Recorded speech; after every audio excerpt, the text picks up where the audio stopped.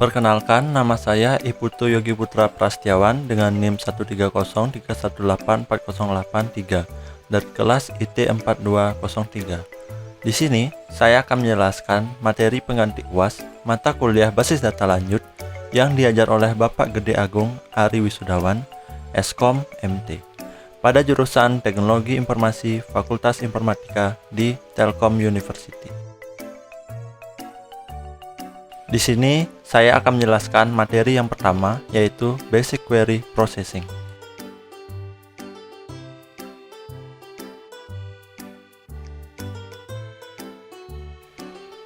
Langkah-langkah dasar dalam Basic Query Processing.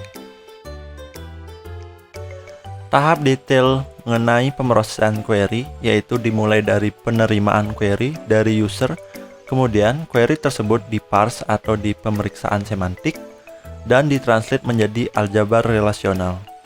Setelah itu, dioptimasi sesuai dengan data yang telah ada di DBMS sehingga menjadi execution plan dengan cost yang minimal.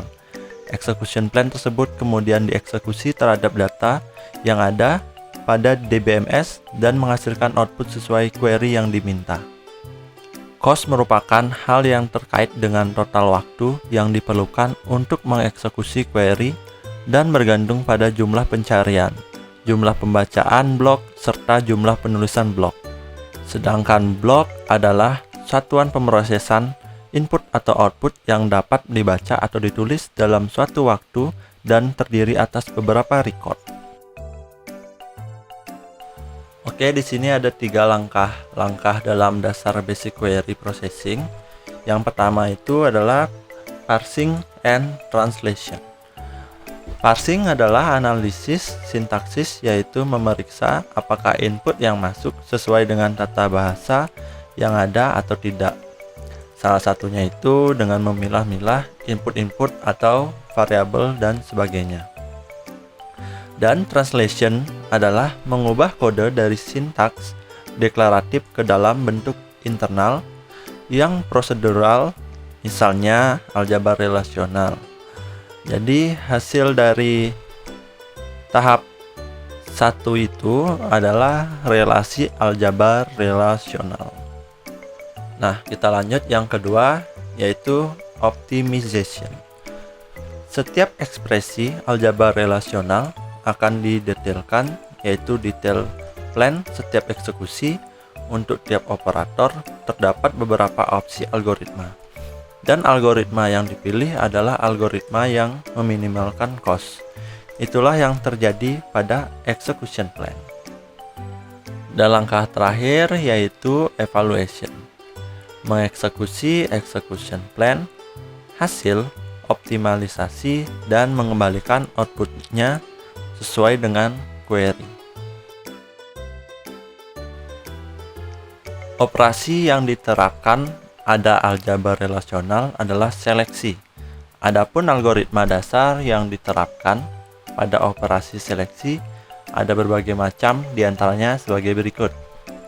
Yang pertama yaitu A1 atau linear search. Mengambil dan membaca blok secara sekuensial. Nah, satu blok terdiri atas beberapa tuple atau tuple. Jumlah tuple yang dapat ditampung dalam satu blok disebut blocking factor atau BF. Cost seleksi pada atribut-atribut yang bukan key yaitu N per BF, jumlah blok yang diperiksa, dengan adalah jumlah tuple. Sedangkan cost untuk seleksi pada key adalah BR dibagi 2, atau rata-rata untuk kasus terbaik dan terburuknya.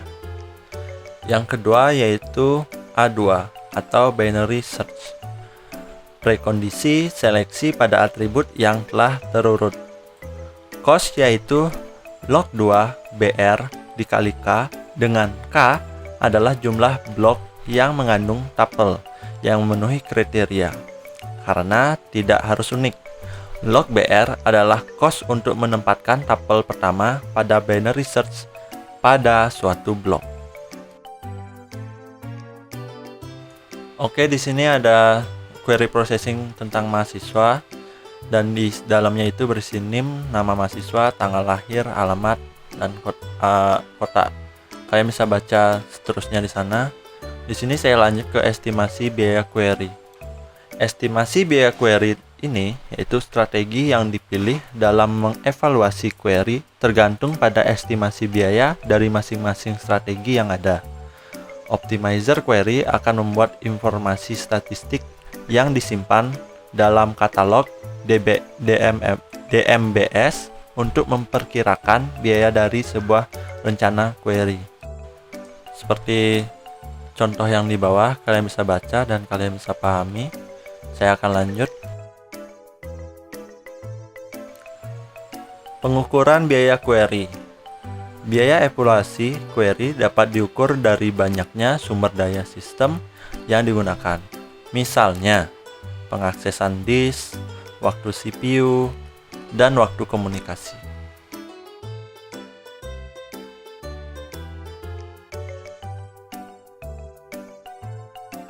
Oke, kita lanjut ke operasi seleksi, yaitu dalam pemrosesan query. File scan merupakan operasi paling dasar dalam pengaksesan data. Penelusuran ini menggunakan algoritma pencarian untuk menentukan dan mengambil record data yang memenuhi kondisi seleksi. Ada beberapa algoritma dasarnya, kalian bisa lihat di situ ada A1 sampai A7. Oke, di sini saya mempunyai contoh yaitu berupa operasi join. Kalian bisa baca di sana. Saya lanjut, yaitu operasi lain penghilangan duplikasi data. Proses penghilangan duplikasi dengan mengurutkan record terlebih dahulu. Record yang sama akan muncul berdekatan sehingga bisa langsung dihapus. Pemrosesan query terhadap baris-baris data duplikat ini sama dengan penelusuran seluruh baris data hasil query. Operasi proyeksi. Dengan menentukan proyeksi yang menghasilkan record yang sama atau duplikat dan melakukan penghapusan record duplikat tersebut. Bila atribut dalam proyeksi merupakan key, maka tidak ada record duplikat yang dihasilkan, sehingga tidak perlu melakukan penghapusan. Evaluasi ekspresi mengevaluasi query bagian pembagian secara berurutan. Materialisasi menampung hasil operasi menggunakan tabel temporer yang kemudian digunakan untuk evaluasi level berikutnya. Pipeline mengganti tabel temporer dengan suatu pipeline operasi atau berupa buffer. Penggunaan pipeline akan menghilangkan biaya pembacaan dan penulisan tabel temporer. Selanjutnya yaitu transformasi ekspresi relasional. Query dapat diekspresikan dalam berbagai cara dengan biaya evaluasi yang berbeda-beda.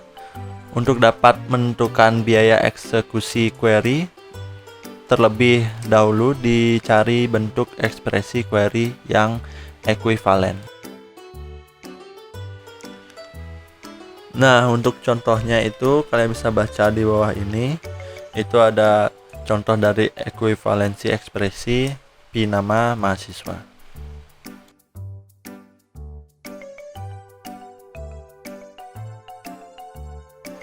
Ekuivalensi ekspresi yaitu tugas query optimizer untuk mencari alternatif query dalam rangka mendapatkan ekspresi query yang paling murah biayanya. Kemudian ada juga ekuivalensi ekspresi operasional natural join, kalian bisa baca. Nah, di dalam hal tersebut juga ada aturan-aturan ekuivalensi seperti diterangkan di bawah ini. Nah, kita lanjut ke contoh transformasinya, kalian bisa lihat di sana contoh dari transformasinya. Dan selanjutnya itu struktur DBMS untuk pemrosesan query-nya.